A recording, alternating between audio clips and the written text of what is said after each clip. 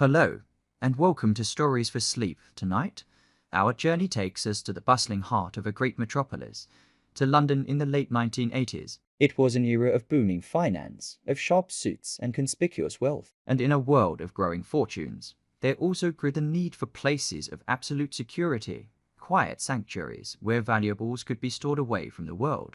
Our story is centered in one such place, a safe deposit centre in Knightsbridge, one of London's most affluent and fashionable districts. It was a fortress of privacy and security, a hushed and hallowed space for the city's elite. But on a summer's day in 1987, the quiet sanctuary would become the stage for one of the most audacious and theatrical robberies in modern history. This is a story not just of a great crime, but of the flamboyant and reckless character who orchestrated it. A man whose ego and love for a fast car would prove to be his ultimate undoing. So, I invite you now to settle in. Let the complexities of your day begin to fade away. There is no need to follow every twist and turn of the plot. Simply allow the calm, unhurried recounting of these strange events to be a gentle guide, leading you softly towards rest. Imagine the scene. It is a warm summer morning in July 1987. We are inside the Knightsbridge Safe Deposit Centre. The atmosphere is one of hushed, quiet reverence. The air smells of floor polish and old paper.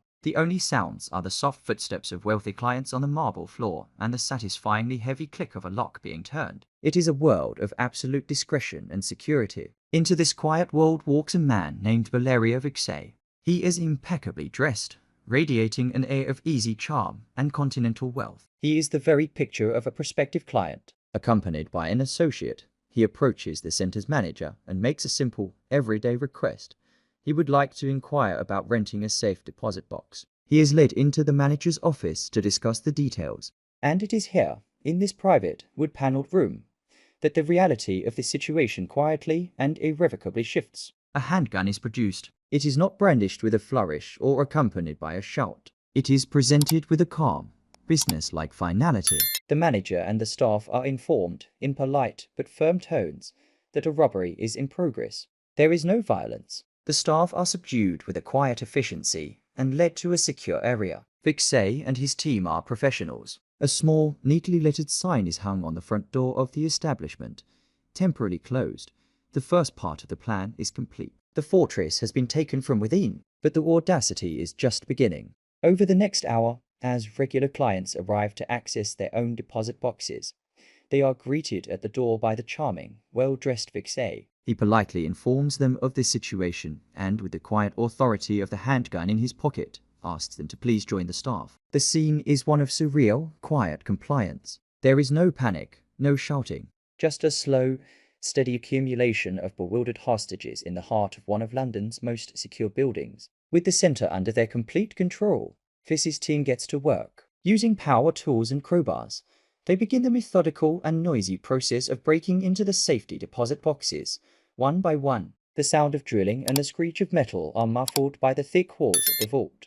For the hostages, it is a long, slow, and strangely procedural ordeal. They work for over an hour, filling large bags with an incredible fortune in cash, jewels, and untraceable bonds. When they are satisfied, they gather their tools. They calmly inform the hostages not to raise the alarm for some time. And then Valerio Viccei and his team simply walk out the front door, melting away into the bustling lunchtime crowds of Knightsbridge. Inside the vault, a profound silence returns, broken only by the quiet breaths of those left behind, dazed and unharmed. The most audacious daylight robbery in British history is over, and the perpetrators have simply vanished. When the detectives from Scotland Yard arrived at the Knightsbridge Safe Deposit Centre, they were faced not with a scene of violence, but with a quiet and perplexing puzzle. The hostages were shaken but unharmed, and their initial statements to the police were remarkably consistent. They described the robbers, particularly their leader, as calm, polite, and thoroughly professional. It was, as one detective would later note,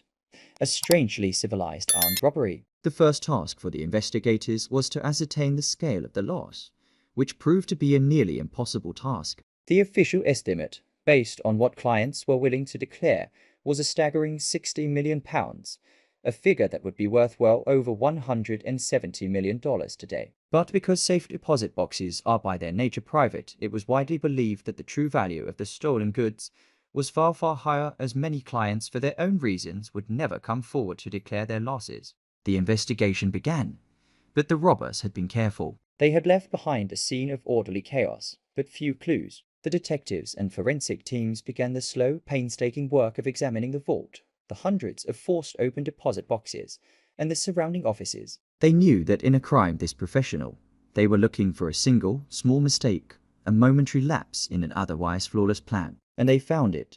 As a forensic officer meticulously dusted the inside of one of the metal deposit boxes, a small reddish-brown smear was found on the interior wall. It was a partial fingerprint, preserved in what appeared to be a trace of blood. The logic was simple. In the laborious physical work of prying and forcing open box after box, one of the robbers had cut his hand, and in that brief, unguarded moment had left behind the one thing that could undo his anonymity. The print was carefully lifted and run through the international police databases of Interpol. In the quiet world of forensic science, this is often a slow and fruitless process. But this time, there was a match. The fingerprint belonged to a man named Valerio Viccei. With that match, the faceless, charismatic phantom from the witness statements suddenly had a name and a long, detailed history. Viccei was the son of a lawyer from Italy, a man known to law enforcement agencies across the continent for his intelligence and his long career of orchestrating audacious bank robberies. He was already a wanted man in his home country for over 50 heists.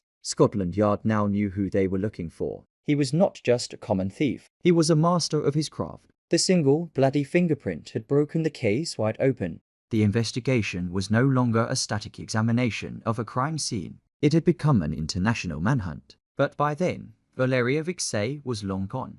While Scotland Yard was distributing Valerio Viccei's name and photograph to law enforcement agencies across the globe, the man himself was already a ghost. He had slipped quietly out of the country, making his way first to the continent, and then, with the ease of a seasoned international traveler, to the sun-drenched sanctuary of South America. For all intents and purposes, the crime had been a spectacular success. The police had a name, but the man, along with his share of the immense fortune, was gone, seemingly forever. He had executed the largest safe deposit robbery in British history and had gotten away with it. He was now free to live a life of incredible luxury, far from the reach of the law. But the story of Valerio Viccei is a study in the complexities of human character, the very traits that made him a brilliant criminal. His audacity, his confidence, his love for the finer things in life would also prove to be the seeds of his downfall. He had a fortune, and he had his freedom. But there was one thing he had left behind in England that he apparently could not bear to part with: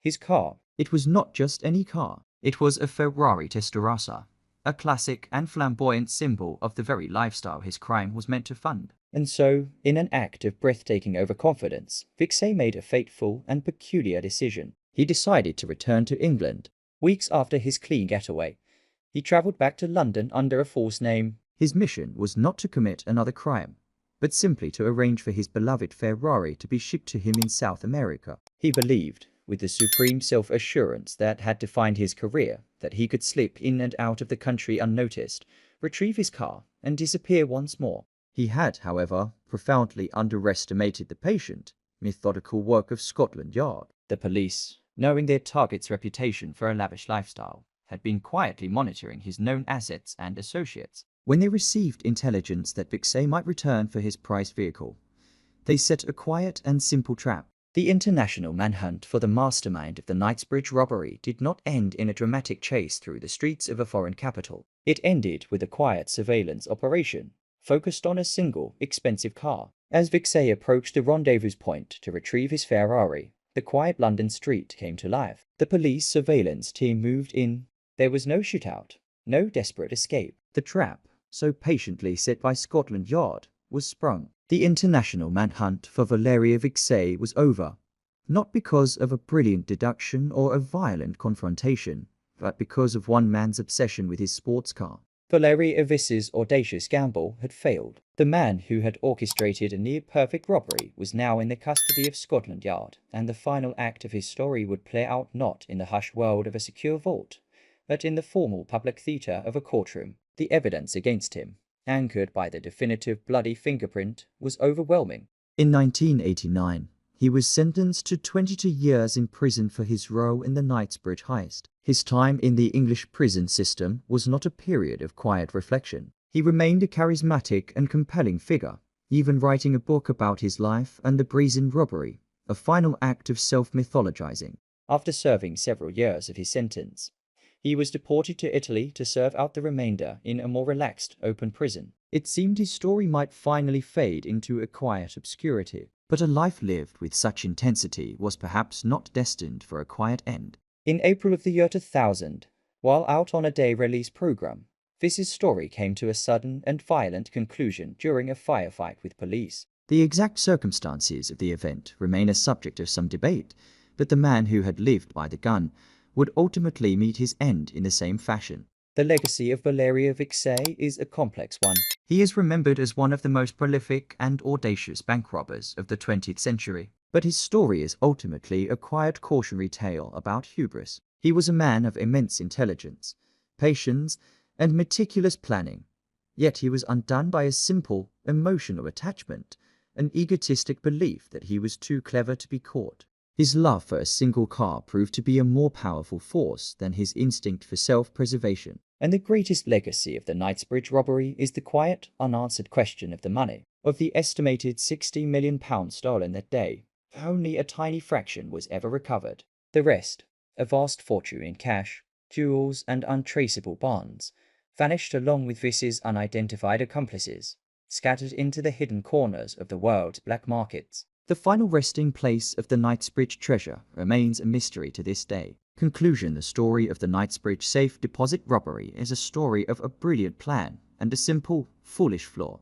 It is the tale of a man who reached for a legendary fortune, held it in his hands for a fleeting moment, and then lost it all for the laugh of a car. It serves as a quiet reminder that the most meticulous schemes are, in the end, still subject to the unpredictable currents of human pride and desire. But the roar of that Ferrari has long been silenced. The glittering jewels and stacks of cash from the vault have faded into a historical footnote. The frantic energy of that audacious life has found its final, quiet end. Here, in the stillness of your room, there is a gentle security that no vault can truly offer. It is the simple peace of the present moment. The story is over. The chase has ended. Let the legend fade into the quiet of the past. All that is left now is the stillness and the soft invitation to sleep. Sleep now.